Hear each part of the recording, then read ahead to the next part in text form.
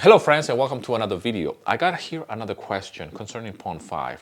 This is a great question because I have talked about this in the past. Okay, now writing a letter to Pond5 to say that it's an arrange of these tracks as part of the same work, what is going to happen is that that track is going to appear underneath the main track. Okay, and there's nothing wrong with that. However, if you want to sell individual edits and for them to appear in the search, then that's not a good strategy. Okay, so this is something that I came across. I don't remember how I found this information. It seems to be, some kind of an insider secret. I don't remember how I got to this point because I've never done this with Pond5. And I believe it was a colleague of mine or somebody that actually did that, like write to Pond5 and say like, hey, this is part of this main track, so make sure that you put them all together. And it makes sense. But then if somebody's looking for a 30-second edit of a corporate track or whatever, the track might not appear on the search on its own. Okay, so this is something that I have never done myself, and that explains why I sell more edits on Pond5 than full-length tracks, okay? Because when somebody's looking for a track, my track appears as a standalone track, even though it could be an edit, if that makes any sense. So 30 seconds, 15 seconds, stingers, all of these edits are individual. And I have seen other people doing it like that as well.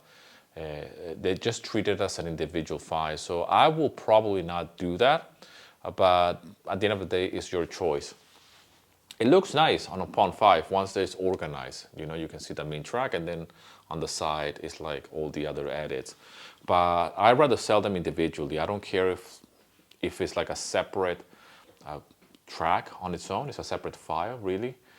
When I upload them one after the other. So when they appear in the feed, in theory, they should appear one after the other, okay, when they get review. But still, they are on their own. They're not together as part of the main track. So if you want to sell your tracks, your edits individually, then I will certainly not do that. But if you don't really care about that, then definitely go for it and write to Pond5. But I have seen students, and I've heard from composers as well, that they have actually written to Pond5 and then they have contacted them again to undo the whole thing. Okay, because they realize that they can actually sell the edits on their own, which is a great strategy, by the way. So, feel free to experiment. Even if you have done that already, you can undo the whole process. At least back in the day, that's the way it was. For me, I've never done it because it was just too much time consuming. Like I will just upload it to Pond5 and that's it. I'm not gonna write to Pond5 and say, hey, this track is part of that or whatever. So that's that. But that explained why I sell more edits. And I just left it like that. And it was just by pure chance and pure laziness, I guess, on my part that I didn't do that. But then I got something else in return. So that's my experience with this, okay? Anyways, if you're new to this and you would like to learn about stock music licensing and how to earn money with your music, download my free guide, link in the description. Again, my friends, thank you so much for the love and support, and I'll see you in another video.